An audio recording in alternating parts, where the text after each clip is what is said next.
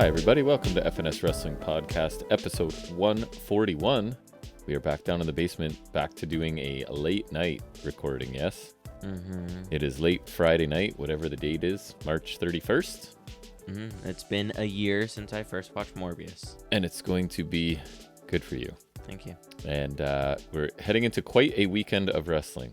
A lot to watch, right? It is Wrestlemania weekend, which obviously we're going to watch. Yes.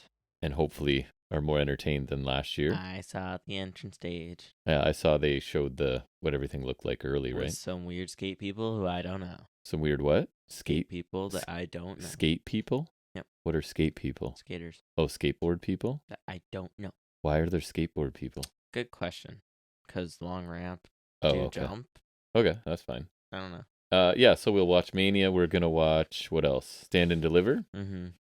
We already watched. We just were watching a bit, or I was mostly. You were there watching some, what's it called? Multiverse? United, which is Impact in New Japan. So watched. Ain't no forbidden door, let me tell you. Watched a few matches there. Nothing amazing. I mean, no, it was okay. Yeah, we watched Kushida. Leo Rush was the last thing we watched. And the tag team, the multi-4 team. The scramble thing. And the X Division scramble, which was shorter than I expected. Yeah. None of it was bad, but none of it was... Yeah, it was okay. I wouldn't say it was a high spot or a Restholds. It was Yeah. So yeah, it's going to be a busy weekend. I'm probably going to check out... What are some matches I wanted to check out? I'll probably go back and watch the Vikingo... Commander, and there's also one with Black Taurus from AAA, which I wouldn't mind checking out. But yeah, we're going to sort of... Well, I guess this will be going on April 1st, so happy birthday to Morbius. Sure. It's a year old now. Yeah, you mentioned that already. A new Marvel Legend arrived. No, that twice was in 2 minutes. I saw it a day early, so. Oh. And we didn't plan an April Fool's thing. That would have been funny. No, we did not. But yeah, I don't know. This week, anything exciting to discuss? Just Stardust is getting an Elite. Pretty boring. You've been waiting to talk about that. You're going to talk about that and figuring it out. I just wanted to mention it again because it's just really You're the only Stardust fan in the world. Well, if you're going to sit there and tell me that Stardust getting an Elite in 2023 isn't funny, then I don't know what your definition of funny is. Right. And it's probably not Stardust. Yeah. But, I don't know. I was going to say something, and I think something happened, but then I forgot. Nothing going on this week, really. Bad Batch is finished. Yeah, we watched the finale, right? Or are we one behind? I'm one behind?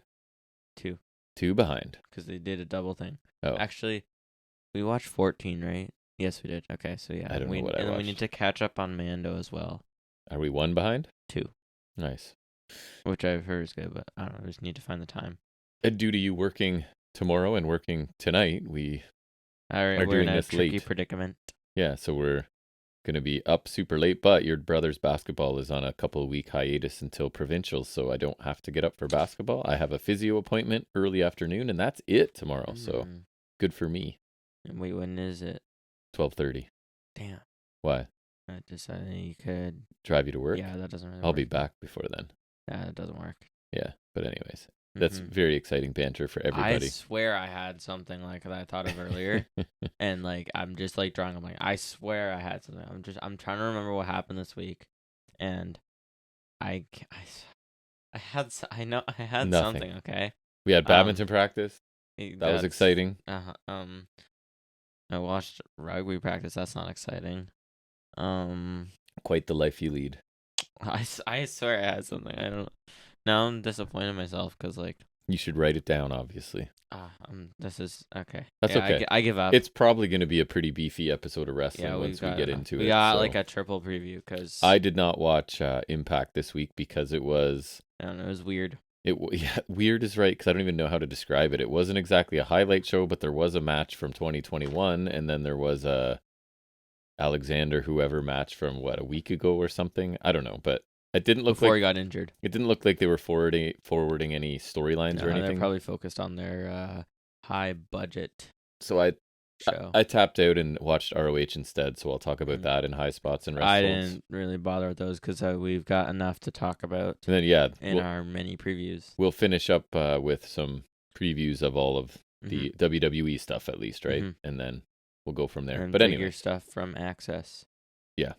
Not All Access. That's the wrong thing. That is the wrong thing. Anyways, we should probably get started because we're going to be up well past midnight as it is. So let's switch into talking about wrestling after all of this fascinating banter that's going to win us. I don't know what the big podcast awards are, but that banter's getting it for sure. Whatever the awards are, we just won all of them. I think Podbean should do awards, and they should give us beanies. All of them, and we would have all the beanies. Yeah. Just stack them right on top of each other. And like, it's a literal beanie. Except you spray paint it gold. Nice. Yeah. All right, so let's talk about wrestling. First segment, you know what it is. We're going to look at some of the week's wrestling news and rumors.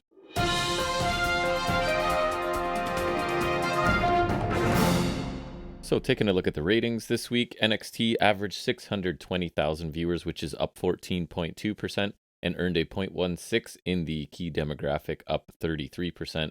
And yes, we get a second something. It is NXT's second highest demo rating of the year. So going back all of 3 months. Impressive.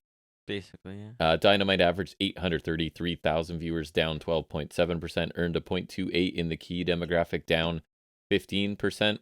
Fourth lowest rating of the year in the demographic. That's the stat they cherry picked. So NXT up in both, and Dynamite down, not an insignificant number in both. So take that for what you will. I don't even know what I will take it for. I only have 3 news items after that, so you go ahead. So they rounded off the Hall of Fame class. So we got the.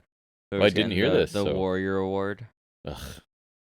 He was a trash bag of a human being, and the fact that they've named an award after him and give it to people for doing good stuff is annoying to me. But anyways, I don't know why they gave it to Tim White. He's the referee from Attitude Era. He passed away last year, and he was in the suicide angle, right? Back in the day, I'm pretty sure. What angle? They had he was like a referee, and he was going to kill himself. I don't know. I'm pretty sure. I know he was a ref. If memory serves. So he's getting that. Okay. And then... I don't know. And then so now the full class is Rey Mysterio, Great Muta. Sounds good so far. And then we take a complete left turn. Stacy Keibler, Andy Kaufman, and then Tim White. Yeah.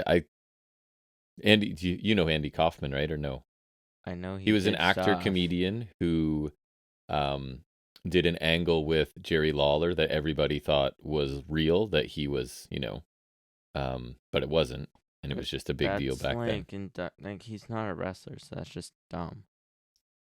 Well, it was a celebrity crossover, and people thought it was actually real back then. And I don't know. That's dumb. That's like putting Queen Sharmell or Donald Trump in the Hall of Fame. I don't know. It was a big contribution to wrestling. I don't know. I guess, but I wouldn't. I don't know, if I was doing their Hall of Fame, I wouldn't put any celebrities in there. And that goes for Stacy Keibler. What? Yeah, they're just always looking for people, right? That's like putting Tori Wilson in the Hall of Fame. I'm pretty sure they did that. Or the Bellas. Who does that? Yeah, so forced into retirement, blah, blah, blah. Tim White ran an angle where he was extremely depressed, so depressed that he attempted suicide numerous times and with different ways. On and WWE? Yep. You haven't heard about that storyline before? I've never heard of that. Oh, wow. It was very, very poor taste. I imagine. That's why I'm surprised. But by 2023 standards, even more so, with the just sort of our awareness of mental health concerns and all that crap. Yeah. So definitely would not be on TV today. But anyways, that is interesting. So coming off of AEW Dynamite this week, Don Callis is back home. At least this was a couple days ago when I pulled this, suffering from a cut, quote, so deep that you could see his skull. And so apparently in a scene backstage this week, he was knocked down and into a lighting rig, apparently. And I don't even know how that happened so badly. Was described as nuts, looking like he'd been hit with a hatchet, and he went to the hospital until 3 a.m. I think the report said something like that's how long it took to put his head back together or something. So you could see that he was, and we'll get there in our review, obviously, but he was bleeding immediately. Yeah, but it didn't look that. I'm surprised it got that bad. Yeah. I still don't believe it. But who knows, right? It could be they're making it worse than it seems, but looks like he legit cut himself wide open anyways, regardless. Yeah, that's crazy. I still don't get it. It's just it's so bananas. You fall and cut your head on a metal thing. But what's bananas? That bad. It's just, I don't know. It's crazy. Yeah. Okay. Bananas. On Raw, Solo Sikoa lost his undefeated streak. Oh, did he? Yeah, he lost to Cody, which I guess is Oh, yeah. fair. I guess that makes sense. Yeah. He's gatekeeping. Yeah, he's. So I think that's fine. I think that makes sense building Cody, but at the same time, it kind of sucks for Solo. yeah, he's had a good run, I guess, though. Mm-hmm. What else do I have? Vince McMahon is officially, great news for all of us, a WWE employee again. He entered an employment agreement with WWE effective March 29th, so 2 days ago. And apparently it's retroactive, I don't know why, to January 9th. That was the date he was appointed executive chairman. So all of the stuff that he's been through and the terrible things he did that came to light and him being removed and all of that is kind of like, whatever, just forgotten. Come on back and do what you do, right? So hooray. If he isn't already involved in creative and ends up getting involved, that's going to be a problem because I'm afraid we've hated things less recently, right? Yes, definitely. But I don't know. So great, he's back. Yeah, I'm very afraid. So excited. Now. Yeah, me too. A little bit nervous, right? For that everyone I like. It's gonna. Yeah, exactly. Maybe your Pete Dunne isn't happening. Butch is the way to go. It's not gonna. It's gonna get canceled before it actually happens. Yeah. I only have one other Plans story are gonna get tossed out that you probably won't like either. Yeah, that sounds right. WWE has reportedly approved a new world title design. Yeah, they could reveal soon. So I'm wondering, because I know they want 2 titles. So I'm wondering if this is either replacing Universal or they're gonna go through with an undisputed title. Yeah, which I think would be interesting. So I personally would like 1 world title, but I'd also like 2. I don't know. I'm somewhere in the middle. It hasn't bothered me to have 1 basically at this point. No, I wouldn't mind it. But as long as it's not Roman. It's not always going to be someone as strong as Roman either. Yeah, so we'll see how I feel then. Yeah, I'm not sure, but that new title good because I like belts. You do definitely. The last thing I have is that your boy CM Punk, apparently there was a plan to bring him back in the works. Unknown where things currently stand. That's Meltzer reporting it. No. Meltzer's reporting that Khan wanted Punk back in the company. No, he didn't. And that they had an agreement on reconciliation that no, they didn't. Had been reached, but now due to we talked about it in the news last week, his Instagram that he deleted. Calling people liars and just being. I saw that nobody wants him back. So. And so that at least people backstage. That may have impacted the situation. Or wrestlers. Apparently. But yeah, at some point wanted him back and we're working towards getting him back and maybe it's delayed. Dumb. Well, I don't know. He brought ratings, which is all they really care about. If he comes back, I'm not going to talk about it at all. Yeah, right. Okay? I will. It's like NXT. I'm not going to. No, we're not. No, I'm just going to skip it and you can't do nothing about it. Okay, well, I can talk about it. No, you can't. Okay. Anyways, keep going. This is going to be long. I don't want to be here till 2 a.m. Speaking of belts, the ROH belts have all been redesigned. Yeah, we saw it because I saw it. Did you see it? Yeah, you saw it. I saw them because I follow this guy who I watched Ring of Honor this week, so I saw it. Yeah, so the world title, pure title, and tag titles all have the same design pretty much. Mm-hmm. They're almost too similar. Because I know they were before, but just interchangeable. Yeah, but the faceplate's a different shape, kind of a little more rounded, but it's got the classic ROH plate kind of ingrained in there, and then it's got circular plates with the wrestlers doing different moves. So, I don't mind the modern ish look to these, and I think making them more uniform with all the belts. I think they should probably redesign the TV and women's titles because those are still kind of the I think it was made by Wildcat belts, that kind of design. That they used to have for the world title and the tag titles, and then they went back to the retro one. So I feel like they need to figure out what the look they want for all the belts, which I think they're starting to do, because it looked kind of weird with you had the current TV title and women's title and 6-man tag titles. Then you have the old world pure and tag titles. You know what I mean? It's just, there's a bit of a disconnect there, so it feels kind of disjointed. So I think they're kind of.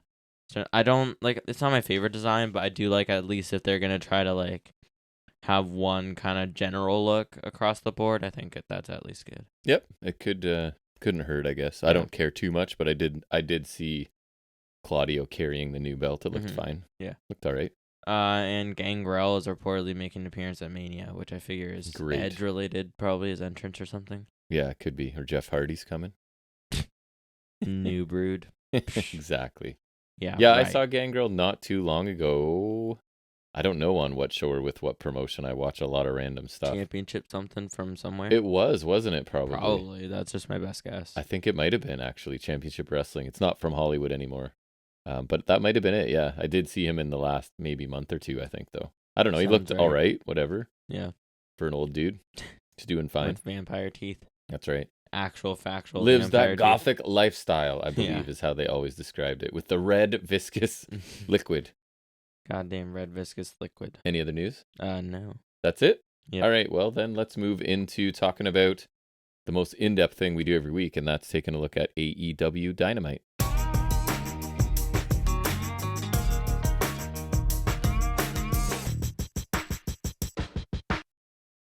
So we kick off the show with the Hardy Boys theme playing, once again scaring me half to death. Yes. And I actually, when I was typing, I accidentally typed Jeff, and I was just like, nope. What am I doing? He's busy. So again, Matt Hardy versus Jungle Boy. It is not exactly the hot opener on paper that you would saw, like, hope when I for, was looking but at the What Culture ups and downs, they said it was like a hot opener. I was like, I don't know about that. I'll leave my opinion to the end, but on paper, it didn't look like a hot opener to me, at least. So we had Ethan Page distracting Jungle Boy, and then he went for a suicide dive. Hardy caught him with a side effect, which was kind of cool. On the floor, yeah, that looked good. There's one later on the apron as well. There's a superplex from Hardy for 2. And so Page is arguing with the ref after the 2 count. Hook's music hits. He walks out to fight Page. Hardy holds Hook for a shot. Page clocks Hardy accidentally. And then Hook and Page continue brawling away. Jungle Boy counters Twist Fade into backslide for 2. And surprisingly, he wins with it was like a flatliner, and he hits like that basement elbow thing he's done before. Which, like, I don't know if he's won with that before. I feel like he has, but like I don't love it as a finisher going forward if that's what he's doing, considering the stuff he can do. It looks better than Cross. Yeah, but or Zion Quinn. Jungle Boy's capable of doing lots, so and Cross isn't. Correct. Yeah. Sorry. So I'll go with the promo, and then we'll. Sure. So then MJF comes out to speak. He says he knows the people around here aren't very bright, so he tells them to shut up. He says he didn't appreciate Jungle Boy interrupting his rebar mitzvah, and says it was kind of a Kanye move, and he roasts St. Louis, which is where they are this week, I think. He says Jungle Boy had the audacity to say MJF had it easy after the match in 2020 when their paths kind of diverged after, and that he had an easy way to the top, and that this is the MJF show. And MJF says, yeah, he's right. And his job is a joke because he barely wrestles and breaks a sweat. And he gets to come out, roast the fans, and collect a fat check for doing that all. He says Jungle Boy has worked its ass off, but he still has nothing to show for it. And he has a right to be pissed, but it should be at himself and not MJF nor the company. He says after their match, he felt like he had maybe met his equal for the first time, and he thought they may wage war for the rest of their careers, and he respected him. He shook his hand, and he asked Jungle Boy if he remembers the advice he gave him backstage later on. Jungle Boy says that MJF told him he has all the skills and potential in the world, but nice guys always finish last, and if he ever wanted to be as successful as MJF, he had to ditch everyone and only care about himself.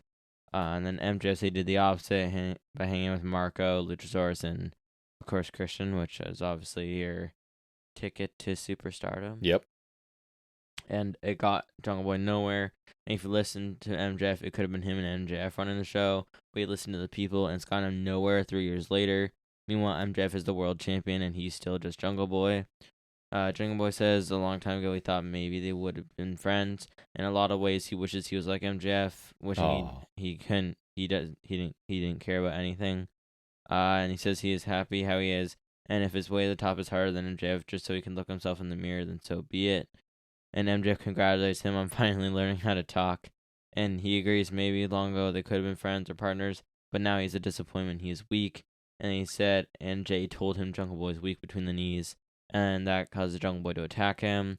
And eventually hits the comebacker lariat, and he goes for that basement elbow on MJF, but MJF gets out of the ring. And end of thing. Yeah, I thought the match actually over-delivered for me. I'm not saying it was a hot opener, because I don't think it was, but there's lots of high-impact stuff, especially from Hardy, I thought. So I was entertained. I don't love the forearm as the finisher, and I don't know if you're building Jungle Boy to be a legit contender if he needs to have a very competitive match with Matt Hardy, but like just separating all of that, I thought the match itself was totally fine. The aftermath I really liked too. It was pretty long, right? But Yeah, the whole thing coupled together felt a little long, but it wasn't bad. I like that they were complimentary of each other. Like even super mega heel MJF finds a way to be complimentary of Jungle Boy in the middle of his rant, which I like. Yeah, I like that he does it sometimes. I always like that. He's a professional. He's trying to. Yeah, I always like that about Mox too, right? Yeah, He always did absolutely. That. And so I thought their interaction was really strong here, and I like it's a realistic story that this whole nice guys finished last, and we're proof of this, right? Like I'm an absolute dirtbag, and I'm the champion, and you refuse to embrace that, and you're still nothing, basically, right? So, and MJF can really like wind that up too, right? Because he's just so good, and so there's a really cool, clear, obvious heel face dynamic between the two, and so I quite enjoyed it. Jungle Boy can't quite hang with MJF on the mic, obviously, but I thought he sounded fine. And I guess if I'm nitpicking, my only problem is we're just coming off of Jungle Boy's not willing to do what it takes angle with Christian, right? Like that was the whole point. Like, can you finally do what you? So now it's like, I thought the point was he proved he can and hit him with the chair and locked him in a. So now it's back to like, do you have what it takes, sort of thing. Maybe his hand will come out of the coffin and then Jungle Boy's gonna disappear. But I did enjoy this, so yeah. Yeah, I thought it was a solid match to start the show. Nothing super interesting, but it was better than I expected, I guess. I just don't care much for the firm, especially Matt Hardy, so it's not the best choice for an opener, but it was okay. It was mostly just a simple win for Jungle Boy, I guess. It's more about the post match. So, but with that being said, I wish they would have picked someone better for Jungle Boy to beat, I guess, just so it's more interesting for me. And I guess it did move along the Hook firm feud a bit more. Right. But I feel like that could just be kind of done and dusted. I don't think he really needs to face Paige. Mostly because I don't think Paige needs to lose that, but it is what it is. Then the match was fine, though. Typical stuff from Hardy. I thought the couple of side effects were cool, but he hit that like 3 different times. Yes. I think it was like on the floor. The one on the floor was solid. On the apron, and then I think in the ring. It was a bit of a different finish for Jungle Boy. It wasn't amazing, but at least it was a little different instead of the snare trap, I guess. MJF's post-match promo was good. Felt like an appropriate follow-up from the Rebar Mitzvah. I like the thing where he's a Jungle Boy, like where he kind of like ridicules Jungle Boy for like roasting him, and then he's like, "Yeah, you're right," which I mean I kind of expected, but it's still good. It's still amusing. Jungle Boy delivered again. I thought he actually spoke pretty well. Like he was somewhat on par here with MJF. And as MJ pointed out, he did learn to talk, but in all seriousness, he did pretty well. The whole thing felt kind of long to start the show, but like it wasn't bad. It was a solid start to the show. All in all. It furthers pushing that story along. I like it. Guts MJF on TV. Next, you have Darby Allin open the show, and you do the same thing, except it'll be better. I wouldn't be surprised if maybe they rotate through. Just do it, Darby. Involving each of them somehow. He's funny now. Mm-hmm. Although, don't like that he did the best in the promo segment. Then his reward was teaming with Sting. Mm-hmm. Yay! Should make Sammy Guevara team with Sting. Yeah. Next we get a Callis and Omega interview. As Omega's preparing for a match later. So Callis is talking, say he lost his balance on Hangman. Grabbed his wrist last week, so he's kind of making a cover for the whole thing. Yes. He told Omega he doesn't have to worry about trivial matters. And Omega was getting his elbow taped up. And Callis claimed he would go talk to Hangman and apologize for the whole thing. So I thought it was solid. Callis was amusing as always. I think the storyline's going pretty nicely. Callis still kind of a weasel. I think like trying to keep Omega at like his peak singles form, right? Like the best for him is when Omega is like at the top of his game, like when he was world champion. So he kind of wants Omega on that singles run again. So I kind of like him trying to like keep Omega isolated, and like even though the Bucks like he's kind of like who cares. So I like the whole thing that they're working here. I mean, it's thrown in a bit of a disarray with the whole thing later, but just with how this was, I think it was pretty good. Yeah, I used the word weasel as well. Callis is a great weasel, and he's trying to explain, because obviously Kenny could go on back and watch the footage, right, and see like, oh, Hangman didn't actually attack you. You just sort of, and he's still not willing to admit it, right? Like he's trying to cling to anything at all. It's a bit of a flimsy excuse, but I think it works for Callis, right? Of course, yes. That's how he is. And you also, Kenny does a really good job with his face of showing like he's not fully buying it, right? But for now, he's not like he's got other things to worry about, sort of idea. Yeah, he's not going to call him out on his BS right now. So they're still teasing the divide between these two, and they're sort of laying that foundation. Good work with that. But Kenny's too busy. He's got to focus on all these matches, right, to really worry about it. So I like that kind of story too. He's just like he's got a match to constantly focus on. Right. and he's like, I don't know, he's telling a bunch of stories. And then that also allows him to have really competitive matches where, like, the other guy dominates him for a while. Like Vikingo got in a ton, right? Because he's somewhat distracted by his friends being attacked and Callis being sort of shifty. So it kind of explains how he can take these long stretches of domination and in now matches. he's kind of got to deal with Blackpool like he did Right, last week, exactly. and maybe this week. So it's good. I'm enjoying the pace and the story they're telling, right? So Yeah, I saw like the whole thing's like, I think after Revolution, some people are saying like AEW can't tell stories, and then like some people are saying this is like Tony Khan, kind of. they can tell stories. Yeah. They don't all the time. And I there's think, sometimes, but like once they get going with something good, yeah. I think especially when it comes to the Elite, like their best story was the Elite, and I think this is also super interesting, and it just so happens to be the Elite again. And WWE can tell stories too. It doesn't mean they do all the time. They're capable. I can't think of anything good Bloodline. besides the Bloodline, Yeah. But like they still can, Yep, I guess, absolutely. evidently. Yep. Next we get 2.0 and the Acclaim's Night on the Town. So like because I guess because they're trying to recruit the Acclaimed. I know, but anyways, go ahead. They're doing a bunch of stuff. 2.0 are taking them out of places. They're having like a dinner. At the end, they extend the offer to join Jazz again. The Acclaimed agree to make the decision next week. It was kind of random, but I thought it was kind of fun. Like, it was a nice little segment. I don't think the Acclaimed will actually join, but I think this is making the best of a storyline. I don't really care, but like it was pretty amusing, I thought. Yeah, it was a little bit of fun, for sure, but it's just I'm not sure what's happening. I get that. Yeah. I get that it's a recruitment thing, but why does 2.0 think they're recruitable? What did they do to? Did I miss something? Like, why are they thinking the Acclaimed would even consider it? That's where I'm like, I don't get it. Sports entertainers. And then why are the Acclaimed giving their time and having such a good time getting along with them through this little vignette, right? I guess like you take advantage of them and get like free dinner and stuff like that. That's kind of, I figure I'll wait for the payoff, right? Because there will be one probably next week. So, I guess. I'm a little confused, but I also think they may explain it next week. So it was a little bit of fun, I guess. It's not a big deal. Yeah. Next we get Blackpool Comic Club versus Dalton Castle and the boys. Do we? Sort of. Not really. It's mostly versus one of the boys. Claudio versus a boy. Yeah, ragdolling him. But one of them? Yeah. Brandon? Sure. Brendan. No idea. I don't know. They attacked the boys and Dalton during their entrance. They beat him down around ringside. Mox and Yuta are beating down Dalton and one of the boys, and then Claudio's got the other boy in the ring.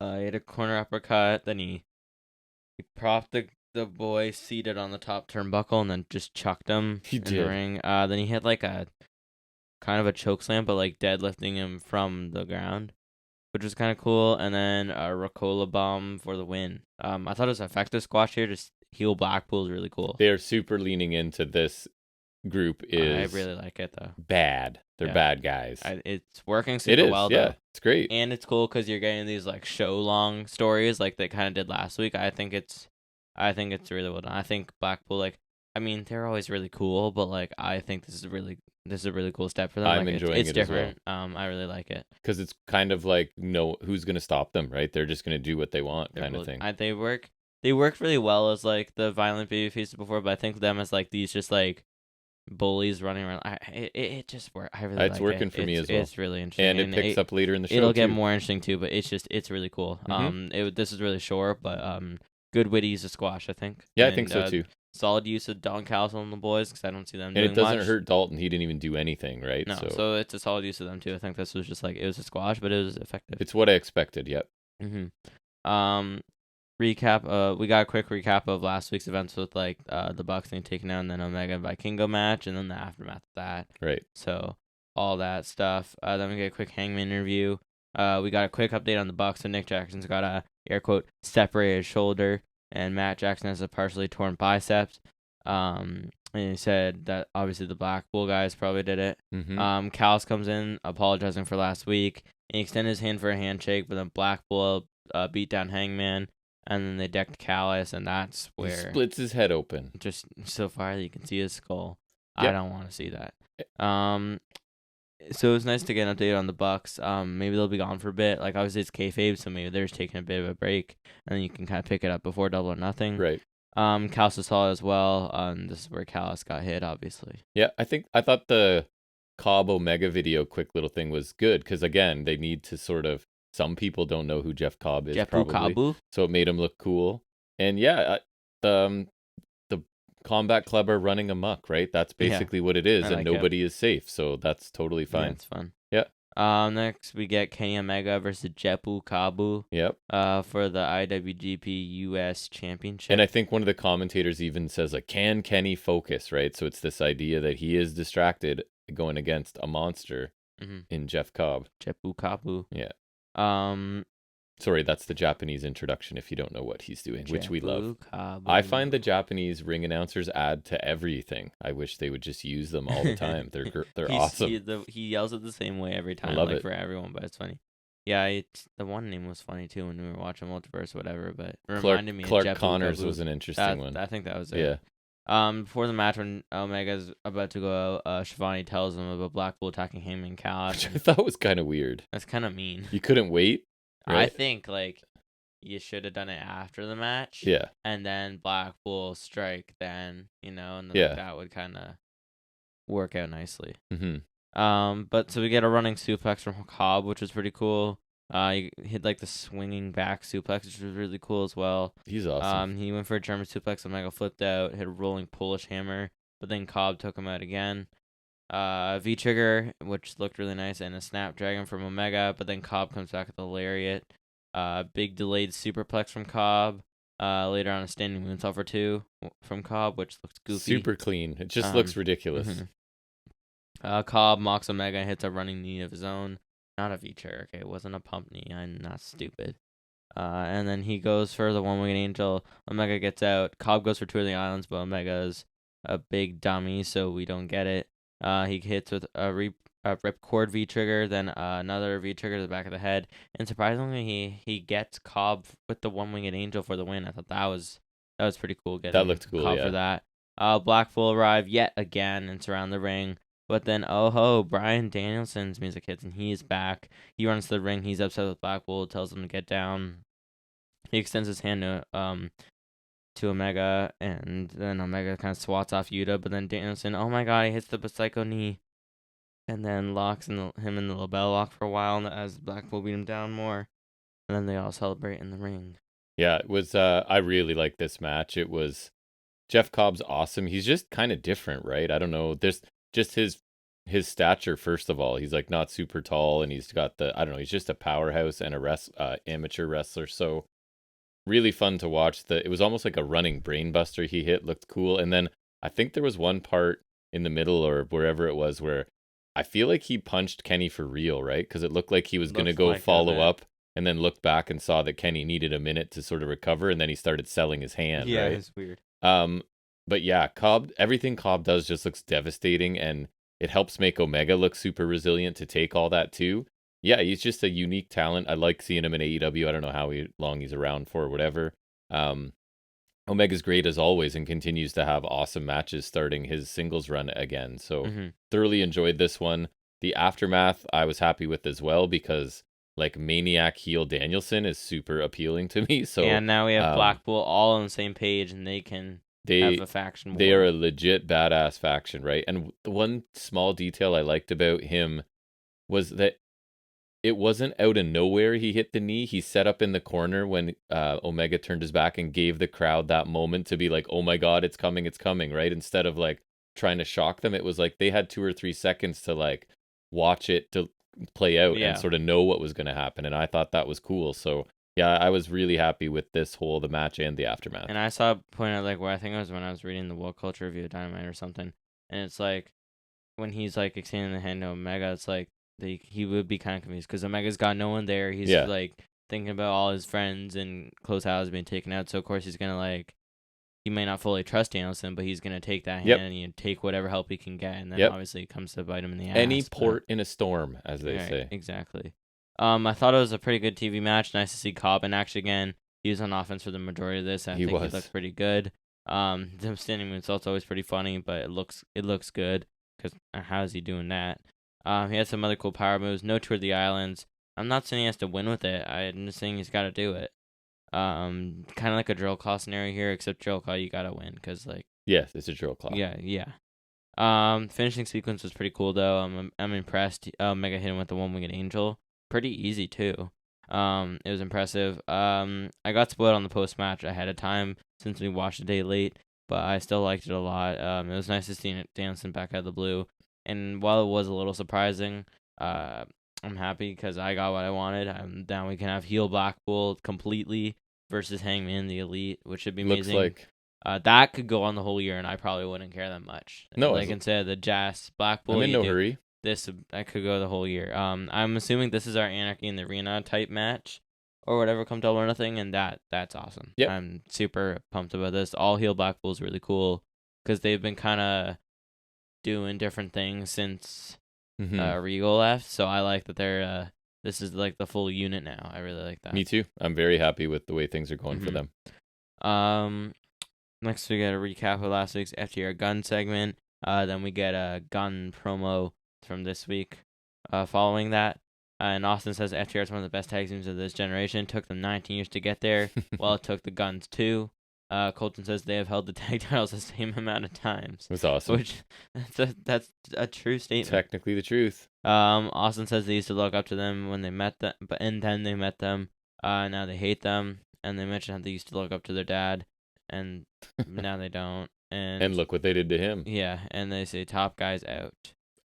I thought this was good. I don't know, like these guys are getting better in ring and promo wise. I thought this was a very solid heel promo that they made a couple good points. They made me laugh. So I thought this was pretty good from the Guns. Thought it was pretty solid. I mean, it was kind of amusing again. Yeah. A little more in the vein of the funeral segment. Right, so which we really enjoyed. So these guys are at least have moved up to hit and miss for us. They were just miss. Now they're like, they have I think some most good of their stuff. matches are still kind of miss to me, but like, I don't know. At least this character is work like, is getting pretty good. This is getting the right. So then you just need the in-ring ability to kind of catch up, Right. and then.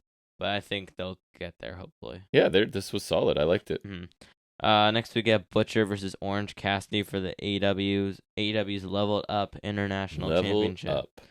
Which I like. I mean, I'll point it out when I'm talking about my thoughts, but like, you just had Butcher job to Sting in the multi-man tag, and like now his offense has contender. gotten no-sold a million times, and you expect me to take him seriously in a title match? Like, it just doesn't work. No.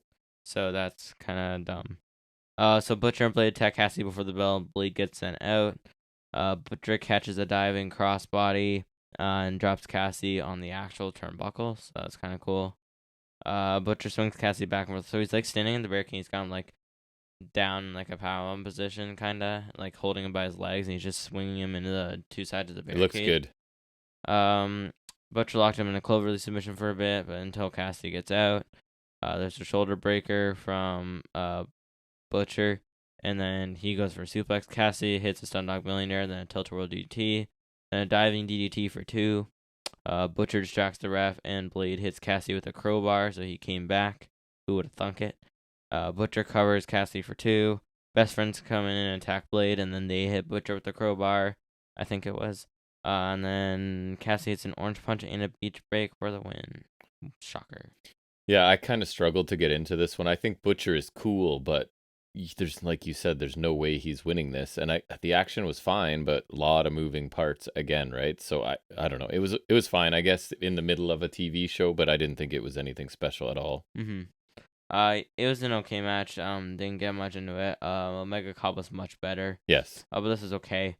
Butcher looked decent here. It just means little because of last week. You know, it doesn't work.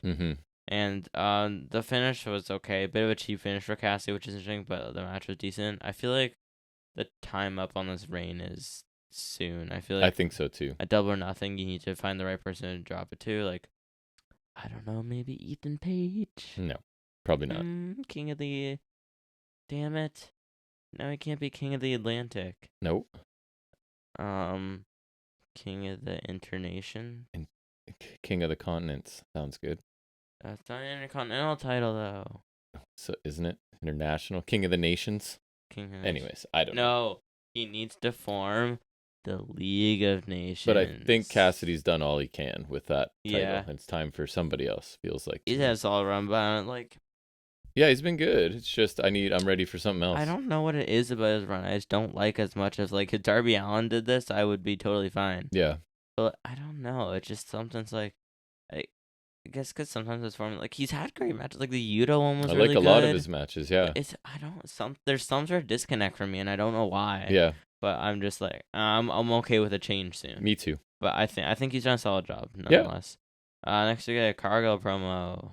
Yeah, I have very many notes. It says Cargill et al. That's it. My thoughts are deep here. I really dove into this one. Mm-hmm. So Jay was complaining with Taya again. She used her finisher to beat Layla Gray. Blah blah blah. Smart Mark Sterling said it broke his nose, which I thought that was kind of amusing. He said they will sue Taya if she uses it again. Jade reminded us she's the champ or whatever or something, and she told her lawyer to get the job done. So that's a thing. So like all I wrote was, oh wow, how different. I don't care. Yeah, Jade looked cool, and I remember being like, wow, that's a cool outfit. It was interesting, yeah.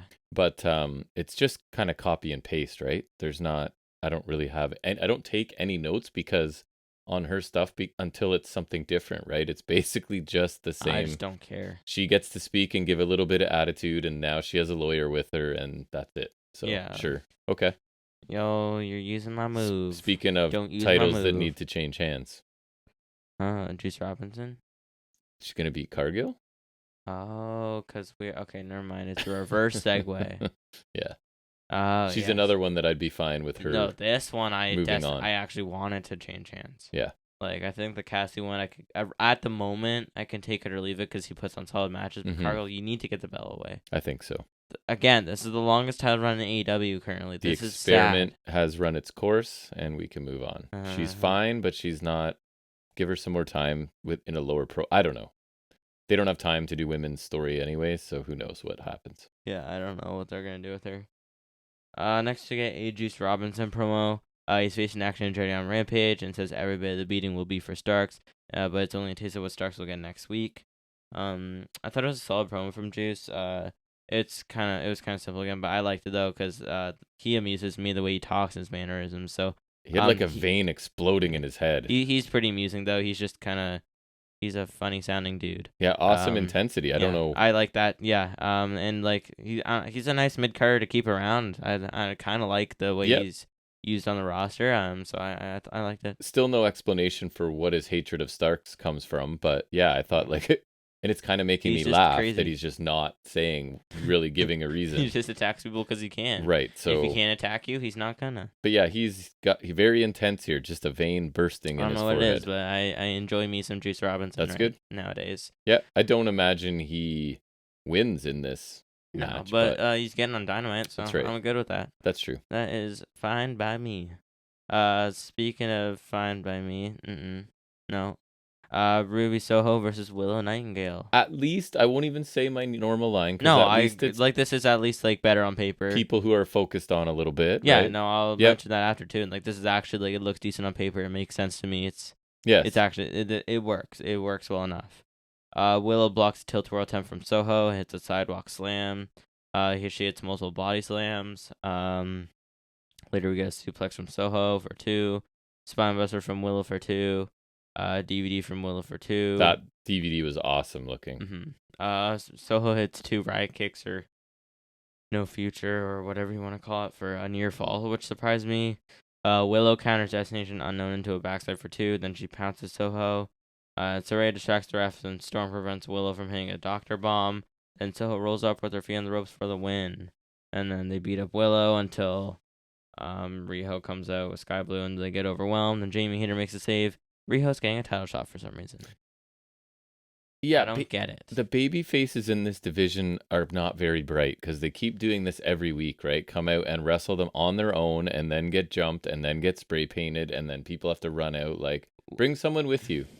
You know what's going to happen. Okay, just don't bring Sky Blue. Right. Or like Riho had a pipe last week. Where's the pipe? Yeah, she did comically almost like half her size. Where's the pipe? I don't know, but I thought Willow looked good here. I hope someday they give her a chance to string some wins together because, like, she's pretty good in the ring. The crowd's behind her. She's different. She's really good at being a baby face, which is something that's hard to find. But I guess the match was exactly what you would expect. It was good enough. Like, it wasn't amazing, but better than what we get in this slot most weeks, right? So I just still don't care about this group. And something I noticed this week is having them so closely follow an actual badass group in Blackpool Combat makes them look worse. What are they called?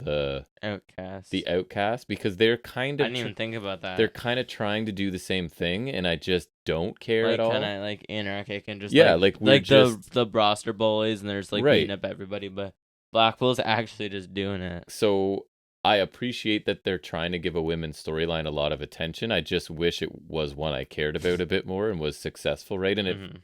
it feels like they just keep bumping Saraya down a notch because they realize she's not connecting. She's not getting the response they thought she would. So now it's like, this is Ruby Soho's faction almost, it feels like, right? So Which is weird. it's just like, oh, Saraya, people still don't care and still don't care. So I don't know. It's this was, it was better than what we get sometimes. Still not like I saw a way better women's match than this on Ring of Honor that I'll get to later, but this was maybe fine. this will be like, because like Hogan was the third guy, but ended up being his faction. So right. Ruby Soho's like Hulk Hogan. She is like Hulk Hogan in so many ways. In so many ways. Better women's match than we've been getting lately. At least even on paper, it looked better, like you said. And at least they had a bit of history, even though it was like a couple matches of tagging together. That's still fine. Even if this story means nothing to me. Willow got in some decent offense. She looked good, kicking out 2 finishers from Soho, but with the lame finish, I almost wish she just lost at the finishers, you know? Yeah. Post match, I didn't care about. I just don't understand why haters don't think it's Riho.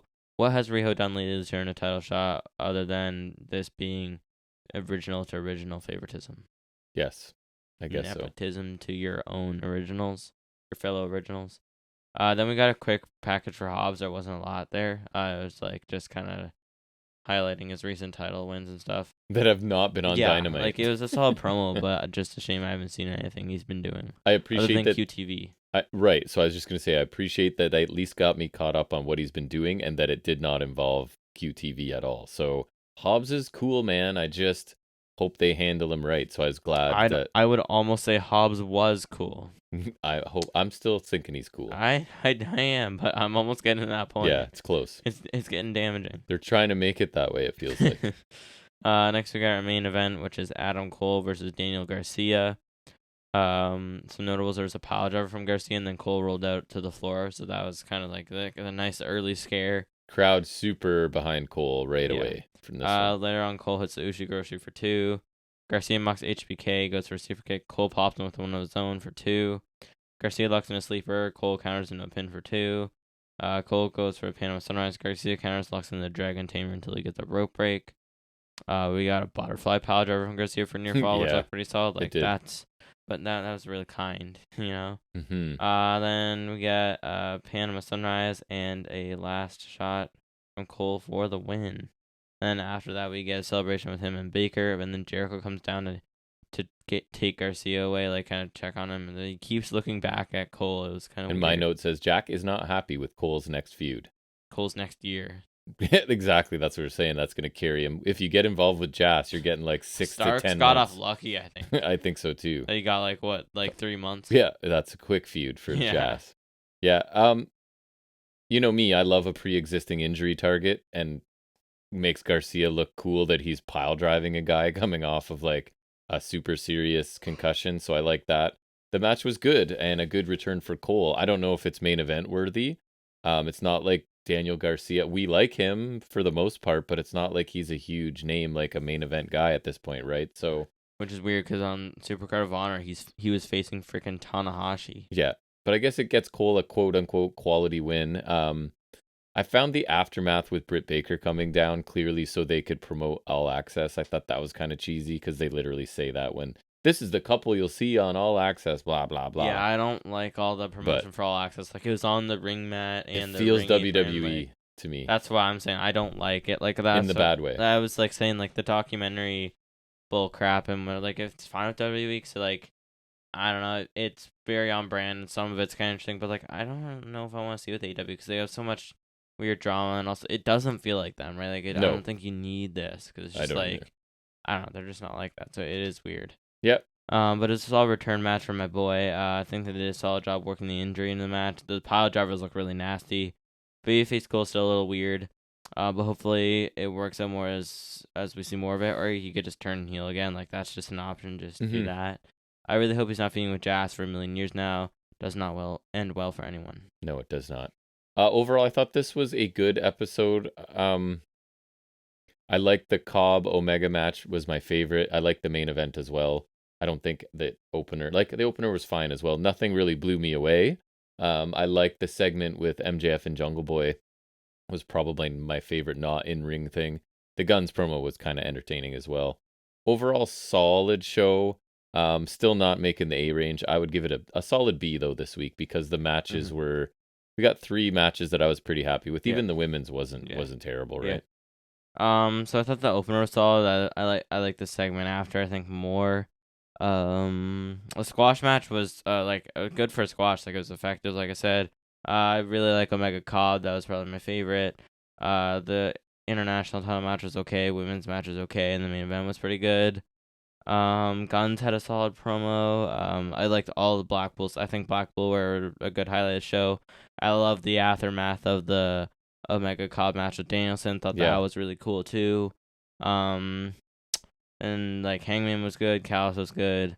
Cargill not great. I like Juice Robinson. Juice Robinson was cool. I think overall it was a pretty good show. I'd give it probably a B+ even. Nice. That's good. You liked it a little more than me, which is, I'm happy for you. All right, so let's take a look at some trivia now as we move into our segment that we call Off the Top of His Head.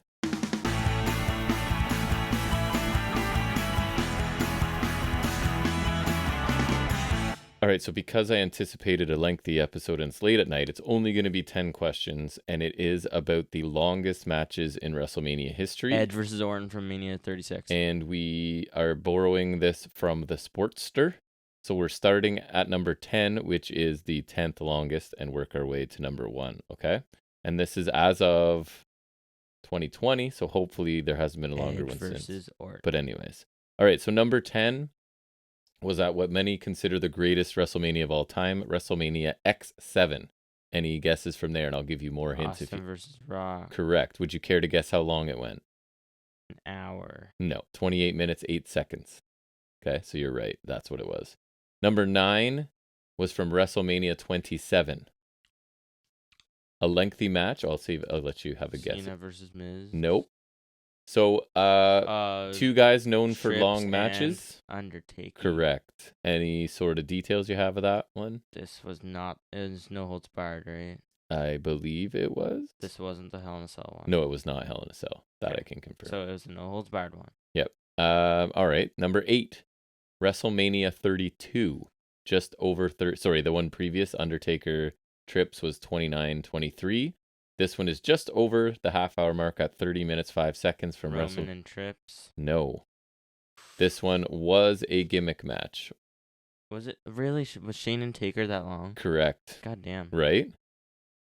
So yes, it was them in a Hell in a Cell, right? It was. That was and when Shane jumped off things, obviously. I just saw like a bit of Shane versus AJ from the Mania after this one. Like, Shane's punches make me laugh so hard because they're like, he does like Muay Thai and stuff like that, and like how Styles doesn't want to like do. It's so funny. The next one is the exact same amount of time, 30 minutes, 5 seconds, from Mania 23, and their description says, this match went exactly the same amount of time as the previously mentioned match. However, it absolutely flew by in comparison. Was it Michaels and Cena? It was Michaels and Cena. And they're saying this is one of WrestleMania's greatest ever matches. I've heard good things. Yeah, I don't remember. Obviously, I watched it. Obviously, because Michaels is great, and I think it was one of the first matches. It's touted as one of the first matches where it's like Cena can wrestle, you know? Right, and he can, man. I don't know, people don't think he can, but he can. Yeah. Number 6 coming in at 30 minutes and 35 seconds. This one is from WrestleMania 28.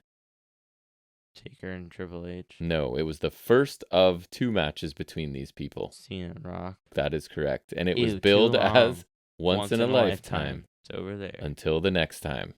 Right.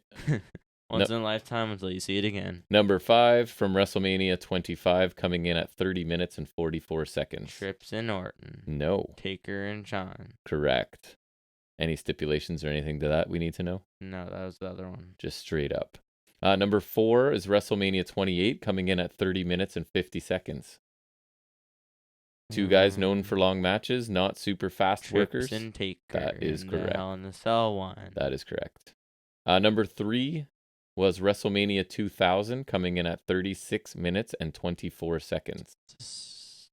Was it the triangle ladder match? No. Was it the 4-way? It is a 4-way involving who? Big Show. Correct. Mankind, Rocky, and Trips. Yes. Was it Mankind? Oh, sorry, Cactus Jack. Yeah, how dare you. I was going to say, the picture does not look like Mankind. No, it wasn't. You say you know wrestling. Number 2, I remember this one well, WrestleMania 36. Ed Jordan. Cinematch. I'm sorry, what is it called? Damn it. Isn't it the greatest match ever? Oh, wait. Is that what they billed it as?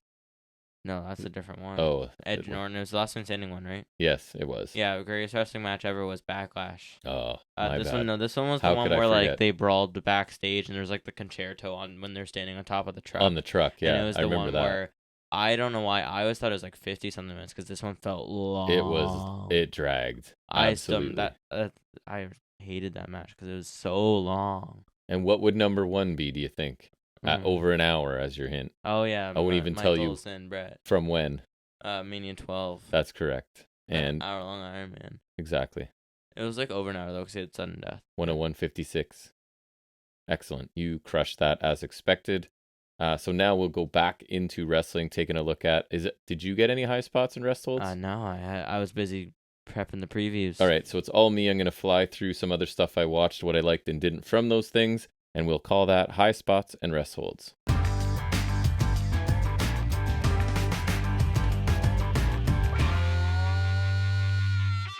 All right, so I watched NXT, and as I said, Impact was not one that looked like I needed to watch, so I went back to Ring of Honor to sort of keep up with what they're doing. So NXT on Tuesday was the go-home show for Stand and Deliver.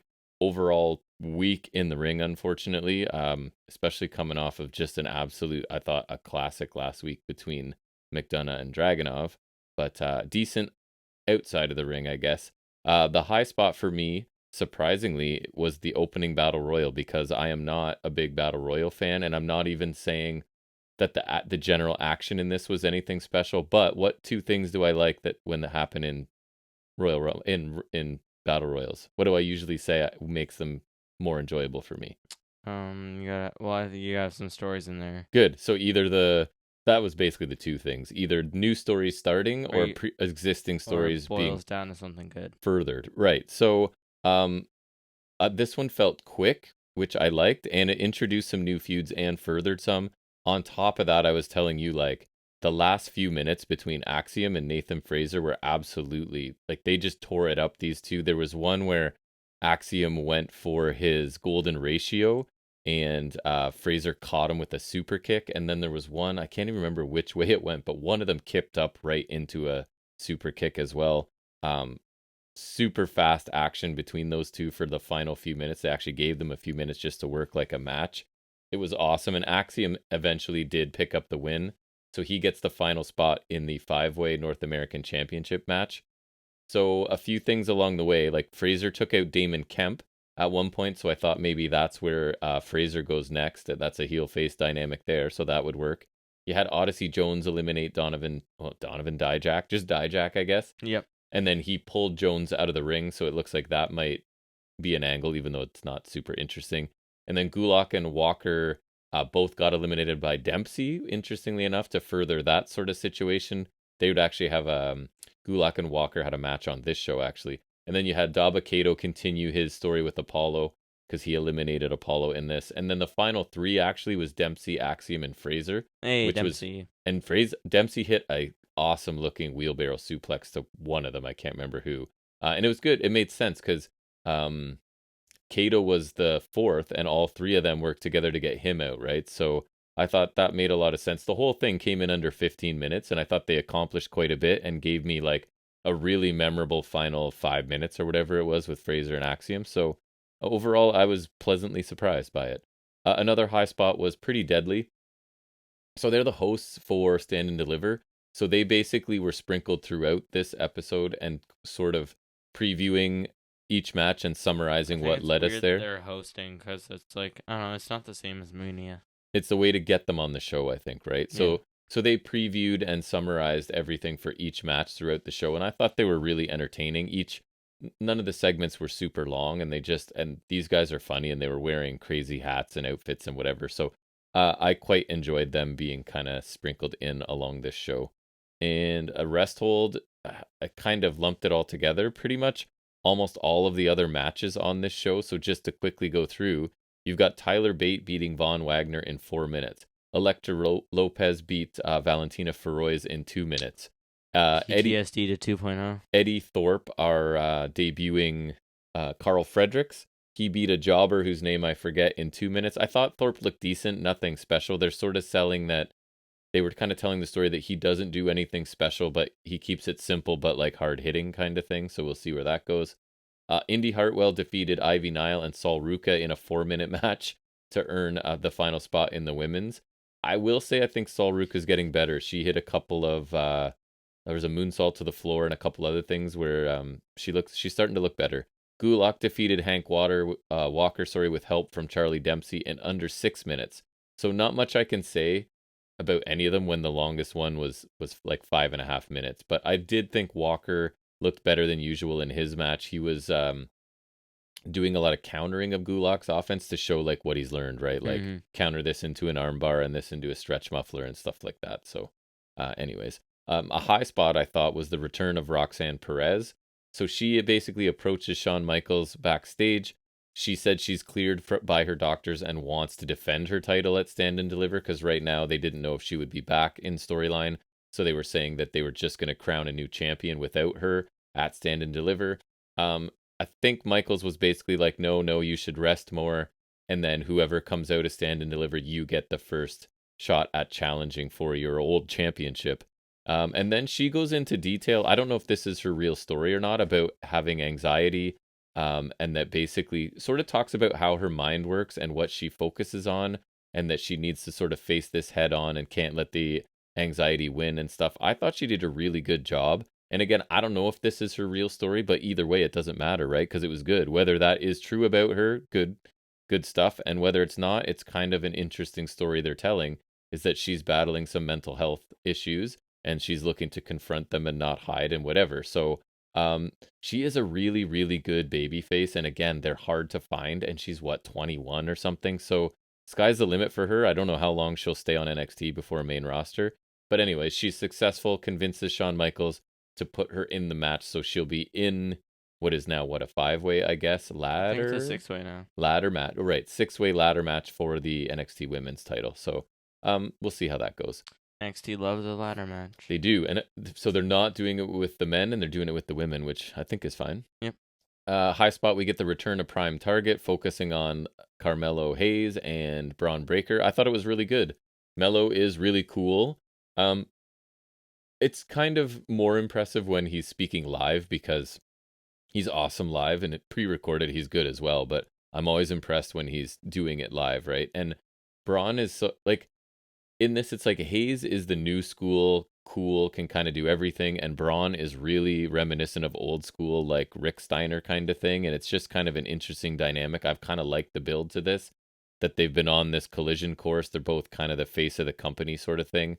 And I'm really hoping this is the coronation of Melo as champion. I feel like it kind of has to be. I think so too.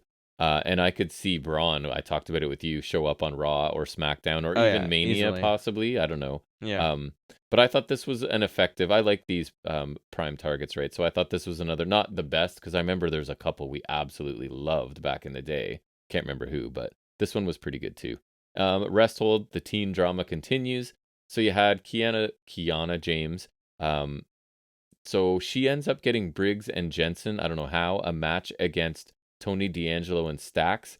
And if Briggs and Jensen win, they get added to the triple threat tag match for the titles at Stand and Deliver. Anyways, Briggs and Jensen lost. The match was probably better than the other matches on the show because it got a bit of time. Still wasn't great. But anyways, the point is James is doing stuff like this to delay either her or Fallon Henley telling Jensen about this Sebastian. And then in a later segment, when James is supposed to tell Jensen again, she goes up and kisses him instead. So then Fallon Henley doesn't want to ruin this moment because Jensen's getting his first kiss ever, right? So it's all about this. You need to tell him, but then James finds a way to make it awkward so they don't do it. Again, multiple segments this week. I didn't hate it as much as some weeks, but I still don't enjoy it. And I even feel weird recapping it because it just sounds juvenile, right? Which it is. High Spot. I thought the segment to end the show, it was Grayson Waller cutting a lengthy promo about basically how he's gotten the biggest match NXT superstar in Gargano to demand a match from him, right? Which is a fair point. Like, you're the biggest deal ever, and you are demanding a match with me, kind of thing. So it ends up with Gargano is disguised as a cameraman. He attacks Waller. You watched this because you made a great point, and I went back, and I don't think he did. I don't think Waller signed the contract, right? He took it from Vic Joseph. He took it in the ring. The whole deal was that like he would sign it if Gargano wasn't there. And Gargano attacks him. I'm pretty sure before he... I think so too. Yeah. But anyways, that aside, Waller's a really good heel, and Gargano's bringing really good intensity to this feud, which he should, because it was the whole, like, you went to his house and messed with his family. So I think the match should be good. It's one I'm kind of looking forward to on that show. Switching to ROH, a few things. I like the tag team opener. It was Aussie Open. They beat the Varsity Athletes in a match that probably got more time than I expected and maybe was a little bit more competitive than you would expect too. There was one move where I think Nice, it was like a border toss into a cutter sort of thing. It looked pretty awesome. Like Razor's Edge grip threw him into a cutter. It looked cool. And then Aussie Open did their usual cool stuff, double teaming and Mark Davis just being an absolute powerhouse. They're just really entertaining. They're in that class of like not sure they can have a bad match kind of thing, right? Resthold for me, AR Fox and Metalik took on oh my god, the infantry. So Dean and Sean Dean and the other guy. Oh, I can't remember his name, and I didn't write it down. But anyways, I'm not sure. I'm not sure why I just didn't enjoy this match. AR Fox is cool. I don't think Metalik's that impressive, to be honest. Once you see a bunch of like Grand Metalik, yeah. Once you see like Phoenix and Pac and Vikingo and I like Metalik and Dante Martin, it's just like he doesn't do anything that impressive. He jumps on the ropes a lot, but anyways, the infantry are fine. I just didn't find them interesting. High Spot really liked the women's championship match here. Athena successfully defended against Emi Sakura in a really physical, like kind of violent match. One spot was Sakura had Athena sitting against the ring steps and hit a running cross body to her. That looked cool. Athena looked really aggressive and was kind of doing some pretty good heel work here. And then I just like Emi's, she yells a lot and has really good facial expressions that I think help. The finish was a bit awkward. I don't know if it was like a crucifix bomb or what it was, but it was awkward. And then Athena applied like a really weak looking choke that Sakura had to tap to. I don't know, for time constraints or whatever, but the finish was definitely not how they wanted it to go, but the overall match was really good. The only other thing I have is, no surprise, and I didn't know it was going to be on the show, Vikingo took on Blake Christian. So a few things that it's nuts trying to take notes for him, and I really need to thank Caprice Coleman because he was calling the moves, but he was going like, he even admitted, but he's delayed because he has to process what he saw first, right? And then like try and explain it. So we had an inside out inverted flipping senton to the floor by Vikingo. But then like 2 minutes later, I think Blake Christian did the same thing, a standing version of it. So which was great because Blake Christian's crazy too. I find him really bland character-wise and whatever, but in ring, he does crazy stuff. So Vikingo, he's like 165 pounds. He catches Blake Christian out of the air, and then like moments later, hits an inside-out twisting 450, which was crazy. They went for a Poison Rana spot on the apron to Blake Christian, but it wasn't quite perfect. It was a little bit sloppy, but still. And then I told you this one. I can't remember. They're both up top. It's either a Spanish fly or they were like locked up like it was going to be a Russian leg sweep. So they backflip off of the top rope and both land on their feet and both still like gripping each other, which just looked crazy. And then you get basically a Frankensteiner with some serious snap on it by Vikingo. He picks up the win in 10 minutes. So these guys did a ton in 10 minutes. A really fun match. And that's all I had. So that is going to end High Spots and Restholds because you didn't watch anything this week, right? And SmackDown was like now or just before we came down here. So ended like almost 2 hours ago. That's going to free up a bunch of time for us to preview 3 different shows, so this might take a while. So I guess we'll start out with, well, I'm going to put in a little music here so we can catch our breath. So let's go to a special any other wrestling business. Our Wrestlemania weekend previews.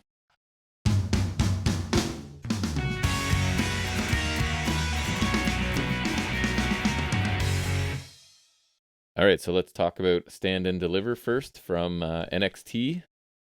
All right. So first is the women's tag match, which is your favorite Henley and James. Right. Against Fire and Isla Dawn. I'm thinking the champs have some friction to further that storyline. You give the belts to Dawn and Fire, I guess. I am agreeing. I think that it just looks like Fire and Dawn are... I'm not enjoying what they're doing with the whole spooky witch stuff, but at least it's starting to feel less like Fire is Dawn's like second sort of thing. So they're more of a team and letting Fire talk a bit more. And yes, I think like the next step in progressing the juvenile storyline is to have them lose, and there's some friction there. And I think it just looks like they're trying to do something with the witches. So I think they get the titles here. I have to agree with you, unfortunately. Mm-hmm. Next we get the men's tag title match, which is Gallus, Creed Brothers, and D'Angelo and Stax. I'm taking the Creeds because I think that just makes the most sense. Okay, I just feel like Gallus is going to retain. I feel like they're trying to do something. I feel like that might happen, but I think they're trying to do maybe something Joe with Coffey Gallus. shows up. Maybe that could be. So I'm going to take Gallus. It just kind of feels like they're. I don't know if I believe in them, but they're trying to do something, and they're almost like. It's a weird setup for this because it's like 3 babyface teams, basically. It was weird because Gallus, I think they're a better team like when they're in the small pond. Yeah, I agree. And I don't think I talked about it last week, but basically the setup is you show up at their bar and drink with them and play pool and darts and whatever, and then they just give you a match because they're good dudes, right? And even like, oh, they were willing to have a 4th team in, it doesn't matter to them sort of thing, because it could have been Brooks and Jensen added, right? And they're like, yeah, that's... Right. So it's like their baby face. It's all baby faces. It's kind of strange. Mm-hmm. I just don't feel like the Creeds are... I think you need to rebuild them a bit before a title run. So I'll take Gallus retaining. Watch D'Angelo and Stax win. It could be, right? Sneak in the side door and take it. So the women's title ladder match, which is Perez, Dolan, Valkyria, Stratton, Stark, and Hartwell. I took Perez to retain. I feel like that just makes the most sense. I agree. I'm torn between the only other person I think is Tiffany Stratton. GG Dolan. Oh. I think Stratton will be the one to take it from Perez, but I don't think it's yet. And Perez is doing a really good job. And she just came out as from a the whole baby face thing. Like I don't think you can take her off and take the title off her. Right, and she hasn't had the title long, so I don't think she loses it here either. I'll take Perez to retain. All right. Next we have the 5-way, which is Wesley, Axiom, Dragon Lee, Dragunov, and McDonough. Should be awesome. So this one's tough to call. I got a feeling for some reason I think Wesley's gonna drop the title. Okay. I feel like that time just kind of come. Like he's been doing the open challenge stick for a while, and a lot of people have been coming out. I feel like this is like that kind of moment where it catches up to him. And they do sometimes like the multi-person matches to like he doesn't have to be pinned, or you know what I mean. And like maybe it's just not working out like in some way because like he's not maybe the strongest character. Mm-hmm. I feel like there's a chance they give Dragon Lee a big debut and give him a win here, but also I got a feeling, and it could just because I want it to happen. I got a bit of a feeling on JD McDonough. I don't know. I think that could happen, and I think that'd be kind of cool. Yeah. So you're taking just JD? for fun, I'm gonna take JD McDonough. So I'm torn because I feel like Dragunov and McDonough should be a little bit above that and in almost vying for competition with Mello. I feel like Dragunov could vie for Mello because I feel like Mello has to be heel after that, and I think that kind of takes McDonough out of the question for a while. So I think you give him something worthwhile to do. I'm torn between Wesley retains, but I'm already picking a bunch of people to retain. So then I think I'm going to go with Dragon Lee wins in his debut because, although I was going to say like, his promo wasn't bad because I was going to say they need to get attention and get him credibility and is not a great promo, so they could, I'll take Dragon Lee. Okay. But I won't be surprised if Wesley retains. I was close between him and McDonough. Yeah. Gargano, Waller. I'm taking Gargano because I think this is gonna be like Waller's maybe his call up loss. He could go up soon. Which is ironic because Gargano's already on the main roster, but it still works. Yeah, it feels like you can't. And I don't think Waller can really come into this winning anyways. It's hard to have the heel like attack your family and go to your house and do the whole stalker gimmick and not have Gargano. And he's HBK's boy, and he's been going after Shawn for a while, so it's like he kind of has to get that comeuppance in some way. Yeah, I think. And then I agree, it might be Waller is not long for this roster, possibly. I mean, maybe he's still sticking around, but I think there's more reasons than just add to that for Waller. I'll take Gargano as well. He's the NXT guy. He'll get another, not takeover win, but a pay-per-view win sort of thing. PLE. Yeah, and I think he just needs, like, Waller has to get his comeuppance, right, in this situation. Breaker, Mello. It's Mello's time, and he has a really, really long run. Unless they drag him up to main roster, I don't want him to go. He's the total package, man. He's other than not being 6'4", he is the real deal. He's awesome in every capacity, and it's his time for sure. Absolutely. Yep. So next we're moving on to Mania Night 1. So put them in the order you'd like them. So we'll have the tag team match as the main event. Yeah, that's what I did. Yeah, I figured. And we have the confirmed opener. So we're starting with Theory versus Cena. I put Theory because it would be nothing but damaging for him to lose. It's the only right move. I think Theory has to win here because, like, otherwise, what are you going to do with him? Yeah, I agree. I don't think Cena needs to win. No, not at all. And I don't think he has the ego where he's going to demand to win, and it really will. No, I think the whole thing was he sees Theory as a future star, right. So I think he's... And if they're that high to benefit Theory. If they're high on Theory, then that's the way to go, so I would agree. And I agree. I think Theory's going to get there eventually. Yeah, I'll take Cena as well. Next we have Becky. Theory as well, not Cena. Okay. Becky, Lita, and Trish versus Damage Control. I just wrote probs the faces, so I'm taking the not Damage Control. Okay, so it's Lita, Trish, and who? Becky. Because Becky and Lita have the tag belts now.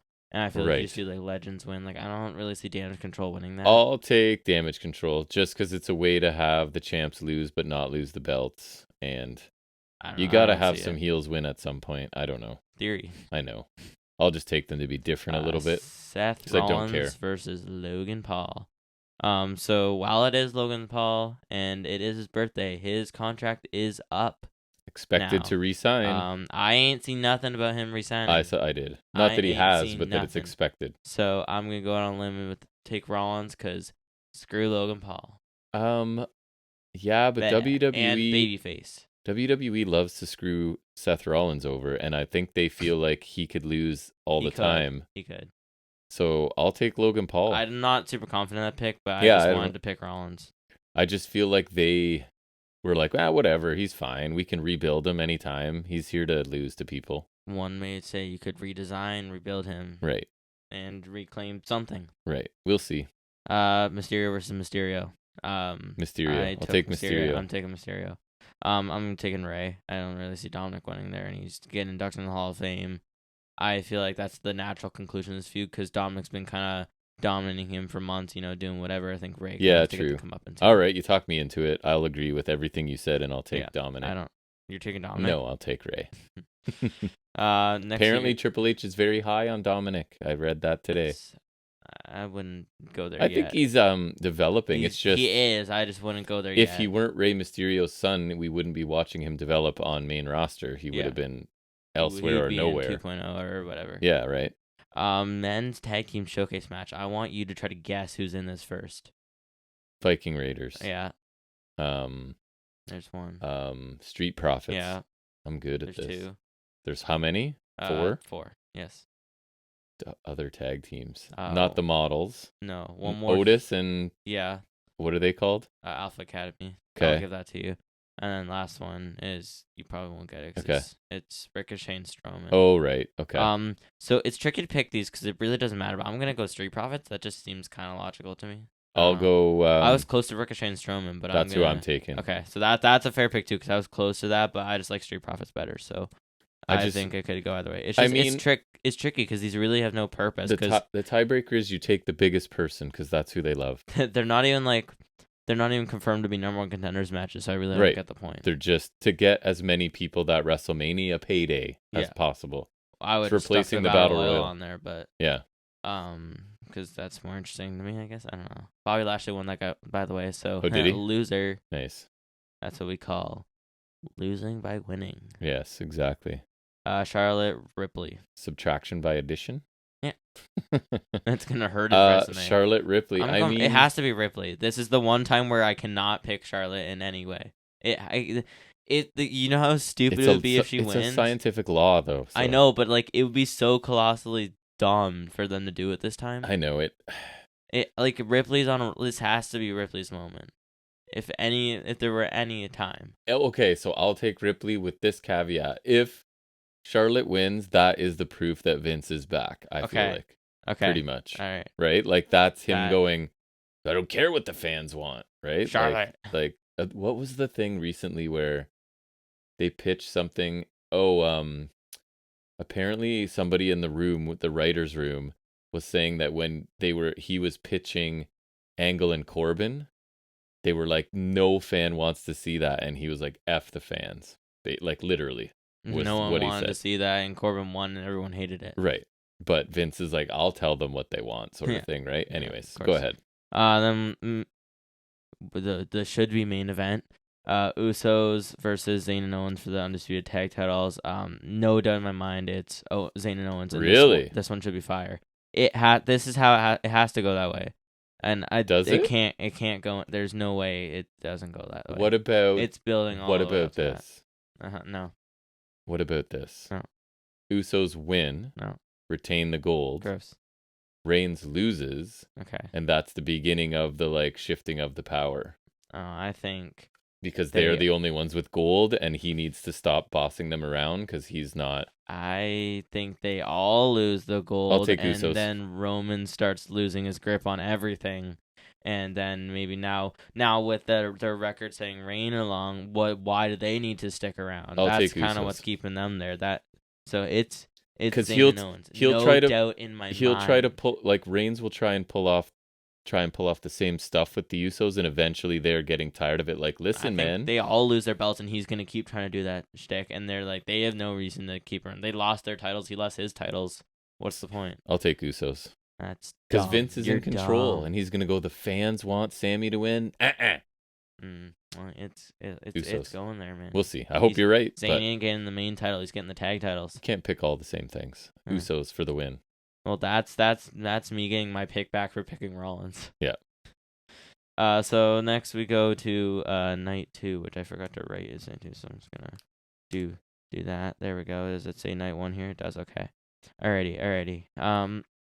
So I'm gonna kick things off once again with the mid card titles. So this time it's Gunther. I still don't get it. Gunther defending against Sheamus and Drew McIntyre, the Intercontinental title. So I do see it being possible that we get a title change here. I think more likely Sheamus than McIntyre, of course, because the whole Grand Slam BS. But I think there's also a pretty good chance Gunther retains here, and I think that's the right call. Gunther can't break into the main event right now. That's the only way I would think he would lose is if he's Cody's next. But I don't challenger because I don't think he can get in the main event without losing to either of them, and I don't think that should happen. I think he's far better off setting like a record with the IC title. I think that's way cooler. Putting on more bangers. I'd love for him to win. I think he will. I think too. I think that would be really cool, and I think that's the best move. I'm taking Gunther as well. I just don't think it's time. Like I don't think Sheamus and McIntyre really can stand to gain that much from this. Like, sure, Sheamus can get the Grand Slam, but that really doesn't matter right now. Although it could be the classic, we can get it off him without him being pinned, and then elevate him. Like, I don't think so. I want him to break the reign. I think that's super cool. I'm taking Gunther. And also just getting him a big win at Mania to sort of build his resume too. If you can't get the Lesnar match, I think this is good. Me too. Speaking of Lesnar Omos. I took Lesnar. Lesnar in under 5 minutes. Let's hope so. I would say. Belair Asuka. This is actually one of the tricky ones to pick. I thought I was actually kind of struggling with this. Like, I'm kind of leaning in both camps because we got a different Asuka, so I think she could win. And also because Belair's had a long run, so I could see it coming to a head here because it's like been almost a year since she's won the title, just about. But I could also see them getting cold feet on Asuka and having Belair win. So I'm kind of torn. So my understanding from listening, not that I watch main roster, but hearing people talk about it, is that they haven't really built Asuka to seem like she's much of a threat. They've been building her weird, yeah. So I'm going to take Belair to retain because it just doesn't look like she's championship material, right? Yeah. Even though I love Asuka, don't get me wrong. I'm gonna take the safe pick too. I'm gonna go Belair because I'm not too sure on Asuka. I would like to see that, but I'm not fully sure. If I were starting a company, I would grab Asuka and Baszler and run with those two as my main event women, probably. Yeah, I'll take Belair. Next we get Edge versus Demon Balor in Hell in a Cell, which will not be red. It's Hell in a Cell, right? Purple Demon, baby. Yep. I really think Balor should win, especially with him busting up the Demon again. And Triple H wants to make him a top guy again. Remember, we heard that a while back. But I got the bad feeling Edge will pull out the win here because you know how that's the feud has to end, right? I really want to pick Balor because, like, logically that makes more sense to me. Balor's like, I think Triple H will probably want to do something like Balor would be an amazing first challenger for Cody. You know what I mean? Like, I think you could build Balor with this, but I think it's gonna be Edge. Me too. I'm afraid it's Edge. I want it to be Balor. I would love that, and I don't want Edge to beat the Demon, but just reeks of, especially again, if Vince has his fingers in any of this, it doesn't feel like. I just feel like even with Triple H, that's the end of the feud. Like, because they've had so many chances to do stuff with Balor, and they just don't. And honestly, his heel run in NXT was awesome. I love that. That's when he finally felt like a complete character to me. But I don't think they'll do it. I think wins. Maybe Triple H will finally do something after Mania. So. I'm fine to be. I hope I'm wrong about this one. To be honest, I would love to be wrong here. Me too. I feel like the Edge feud was like tying up the loose ends. So I feel like once that's done, maybe Triple H can do something with Balor. Yeah. Then kind of once he's kind of free, hope so. I think you should do something with him. And maybe then now this leaves the door open and have the Demon come in every now and then, like a heel. Yep. We haven't had heel Demon before, which I know doesn't make a huge difference because like the Demons are different, but like I don't know, Purple Demon. Right. Women's tag showcase. Now this is the fun one. I want you to try to guess. I know some. Baszler and Rousey. Yeah. Natalya and somebody. It's not good. Liv? No. She's in it but different. Oh, who's team. Liv with then? In. Is Shotzi in it? Yes. With who? Natalya? Yes. That's the second team. So Baszler, Ronda, Shotzi and Natty. And Liv and somebody. And then another team. Who's left? And another team. Is it an actual team or a cobbled? None of them are actual cobbled teams. Together. Other than I would argue maybe Baszler and Ronda, but even then. Nikki Cross? No. Huh. Dewdrop? No, Liv's with someone else big though. Tamina? No. Ew. Gonzalez? Yeah. Nice. So Liv and Raquel, and then one more team. It's so random you won't get it. It's so weird. Who else is left in the women's division? 2 heels on Raw, I think. 2 heels. One of them recently Carmella? Returned. No. Well, similar character, I guess. Somewhat. Oh, Dana Brooke? No. Recently returned, like at the Rumble. Oh, what's her face? Chelsea Green. Almost said Rachel Green. And Chelsea Green and another heel. Yeah, I don't think you'll get Okay, it. who is it? It's Sonya Deville. Oh, no, I wouldn't have gotten that. Sounds so, amazing. Natty and Shotzi, Raquel and Morgan, Green and Deville, Baszler, Rousey. I don't see how it's not Baszler and Rousey. That's just like, who cares? Like, they're the only almost team. So like, I don't. It really doesn't matter. But like, if you're gonna like pick anyone, that just makes the most sense. I'm gonna pick someone different just cause. I don't really know who. Let's go Rodriguez. I'll take Rodriguez and Liv. Okay. Just cause I don't know. Maybe they'll throw the crowd a bone because they seem to love Liv Morgan, and it's a meaningless win they can give her before she goes back to losing to everybody in singles or whatever. That's what I'll do. I find it funny they had the qualifiers for this one where it's just like there's no team. There are no teams. The only teams they have are in a different match, right? Mm-hmm. Interesting. Meaningful stuff. Roman Cody.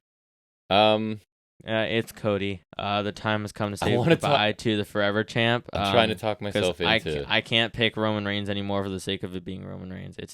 Don't be stupid. You were already stupid on the other main event. Okay, that was dumb. I want to talk myself into. You threw away Roman. a main event pick. Do it. I dare you. I would love for you to do it because you're gonna be so wrong. You're gonna be wrong twice. I'll take Cody. It seems like everything's building to this. It's he's got to finish the story. Ugh. Yeah, I guess so. Mm-hmm.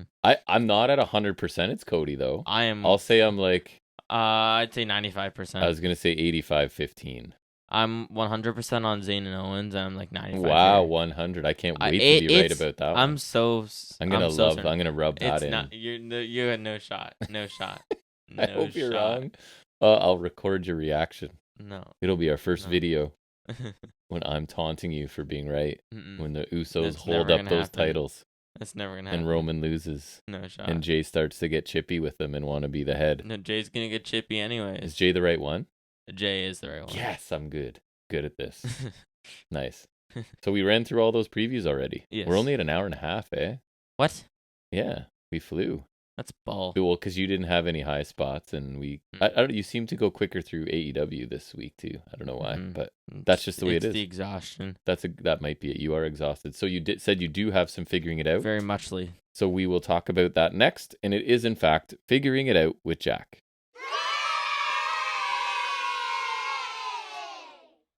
All right, talk to me about figures. What do you got?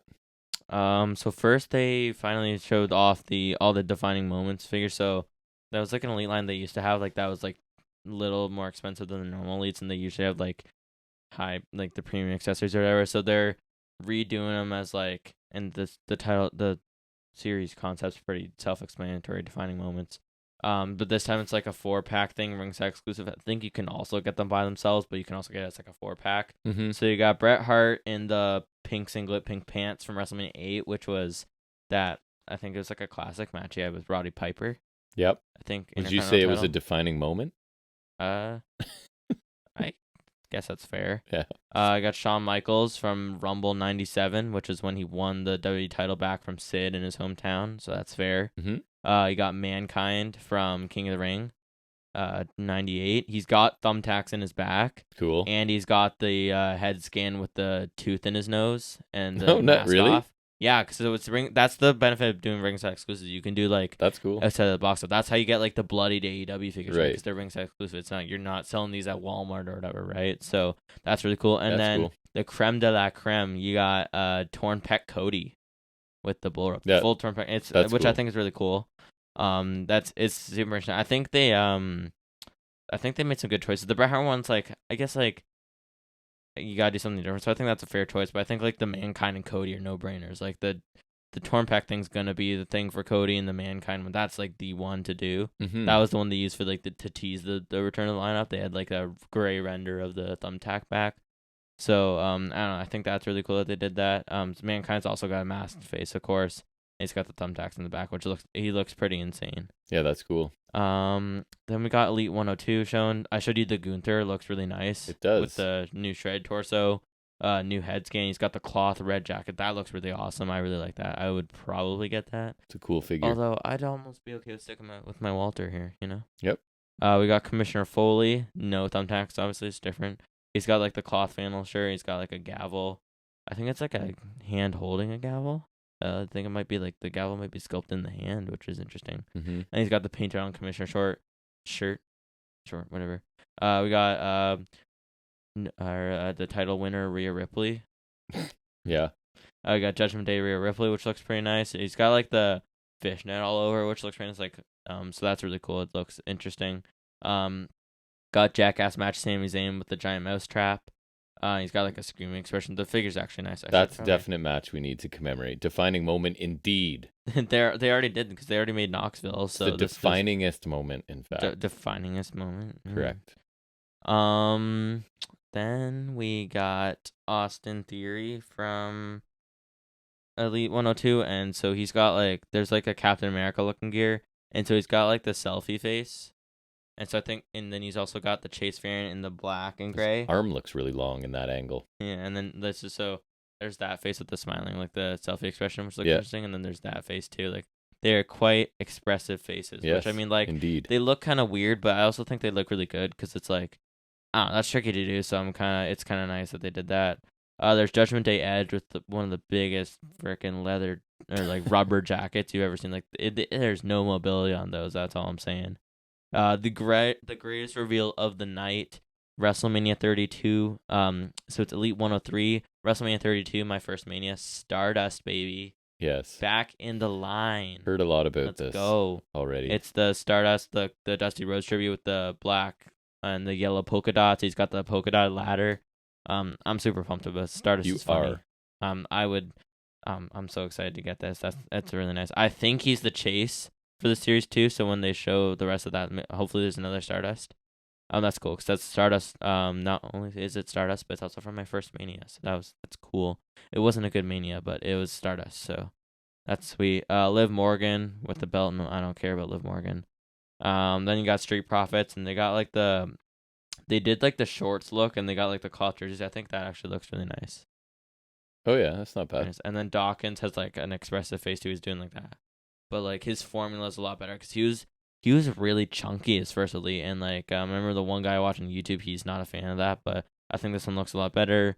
Then you got Elite 103 Roman Reigns, which looks exactly like the 3-pack one that I saw at Comic-Con, but different. And you got the half yellow, half black tights. Bobby Lashley. He's got the U.S. title with the side plates on. I think that's pretty nice. Nice. Then Jimmy Uso for top picks, which goes with the Jey Uso from the SummerSlam wave. Re-release Roman Reigns.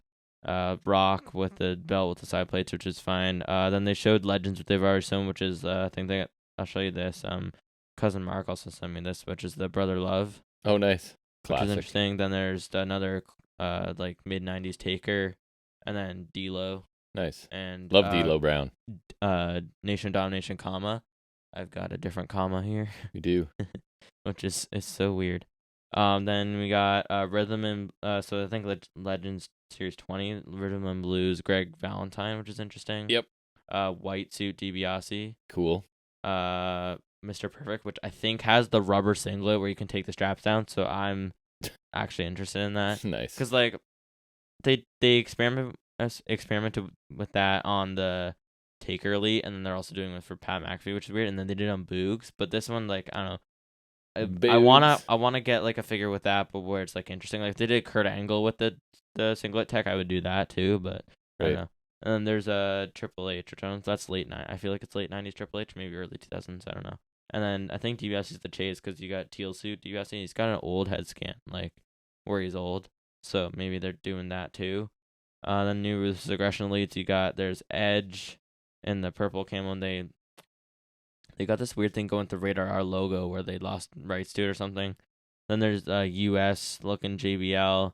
There's Miz with like where he had like the shorts and the hat. Oh yeah. Pre-Miz, like where he was Miz, but like you know what I mean. Yep. And then they got MVP. With like the fedora or whatever. Yeah, right? They got MVP, like classic MVP, which looks good, but he looks skinny as hell. Like, look at that. He does. I don't know why. And then giant quads. I like it, but like he looks like the proportions are horrible. And then there's Hollywood Rock, which is I guess neato. Then there's like gray prototypes for Monday Night Wars. At least there's like Taker, Scott Hall, Austin and Jeans, Luger, which I think is from when Luger jumped ship. Like when he did the whole same night thing. So, yes.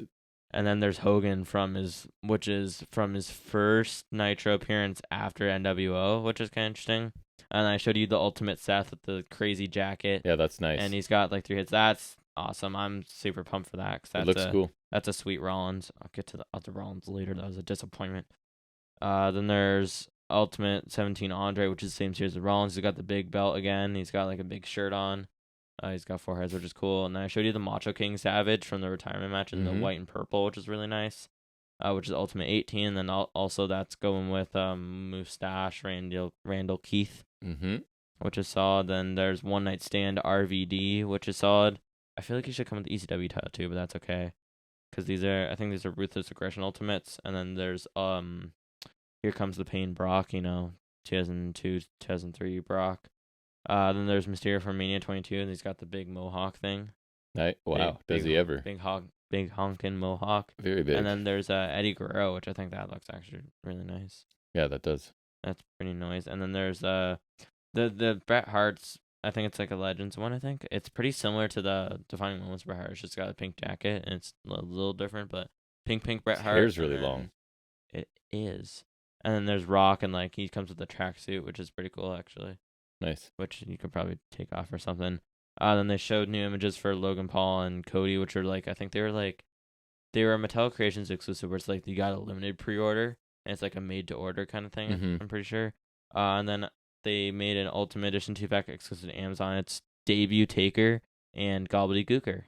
Awesome. Because they debuted the same thing. They did. You get the big old Survivor egg, too. Series. Yeah, you get the big egg, which that's just funny. That is funny. There's new basics. There's Pat McAfee, and it looks like he uses that rubber singlet tech I was talking about, so that's kind of weird because I don't remember him ever doing that. 'Cause he just wore tank tops. I don't know. So then there's Matt Riddle, Liv Morgan in a red bodysuit, Cena, and another Hogan, because I'll get that for you, I guess. No, thank you. Pass. Cody, Riddle, Roman for top picks, which I already saw. Then there's new 2-packs. There's New Day. Then there's Batista and Taker. They forgot Batista's stomach tattoo, which is Didn't crazy. he get it removed, though, at some point? No, he got it covered. Covered. Oh, sorry. But this is like a Batista from when he would have had it. Right. And they didn't. Like, he that's probably crazy. said no. No. And since they do the side plates for the belts now, and Undertaker's got the World Heavyweight title, it's got his nameplate on it. So that's kind of cool. Cool. That they do that. And there's Gunther and Ricochet, and Gunther's got the side plates. Then there's Rock and Mankind. Theory's got his side plates for his belt, and he comes with Cody, and then Street Profits with the SmackDown tag, which I think is dumb because they only come with one tag belt. And then there's new Ultimates, which is Roddy Piper and George the Animal Steel, which is odd. But that's the next Coliseum one. Then there's new Retros, which is whatever. So the new crowdfunders and big Nitro stage with a bunch of Ultimates. Mm-hmm. That's like if they get enough backers, you get all the stuff. Mm-hmm. It's like one of those things. And then they're coming out with a ring for that, like a separate thing later on. And then they put out the Elite, which is the greatest hits, which is the re-releases. So they did DDP, which I think is a re-release of his Legends Elite they did a little while back, which is not super interesting. Then they did Mania 14 Shawn Michaels, which is pretty cool. Oh, yeah, that's cool. Then there's Hall of Champions Taker, which is like 99 Taker, Ministry of Darkness, King Harley Race. Nice. And then in Blue Tista. Yeah. Like Blue Tista. And then Seth Rollins, which was the biggest waste of all time, because if you're going greatest hit Seth Rollins, there's only one answer, okay? You gotta pick Elite 45, SummerSlam 15, all white Rollins. What did they do? They picked the WrestleMania cash-in, WrestleMania 31 Rollins, which is dumb. I have the original figure in the studio. I think it's sitting on the chair over there. Like, no. They should have picked the white one. Am I gonna buy this? Probably, but am I gonna like it? A little bit, but not a lot, because it's such a wasted opportunity. It should have been the white one, because that would have been so cool. It would have. It's such a disappointment. Like, I don't know how they did that. And then there's also fan takeover polls for new Ultimate Edition. So I've been spam voting the Seth Rollins that I want, which is the one from day one, which is like the teal and green one, because I don't want the Elton John one. Okay, it's the one with the long pants, which looks weird. Okay, looks weird. Sure. And I don't want a Shield Seth. Okay, that's just no. I don't want it. And that is it. That was a big figuring it out this week. Personally, I'm very excited for Stardust. Yeah, you are. Both of them. That's awesome. And the Seth Rollins is a disappointment. Well, look at that. It's only 12:30 in the morning, and we're done. Quicker than I expected. Saturday. Well, I hope that all of you wrestling fans have a great weekend of watching whatever it is you plan on watching. I'm sure WrestleMania. I don't know if we're going to do a bonus show somewhere along the way. Otherwise, next Saturday is going to be crazy long, right? If we're reviewing stuff or cherry picking it. I don't know. But if you're subscribed or following or whatever you need to do, you'll know as soon as we release something new. So hopefully you enjoy whatever wrestling you choose to watch this weekend. Hopefully we do as well. And I guess we'll definitely be back next Saturday, if not before, for episode 142. And until then, folks, take care.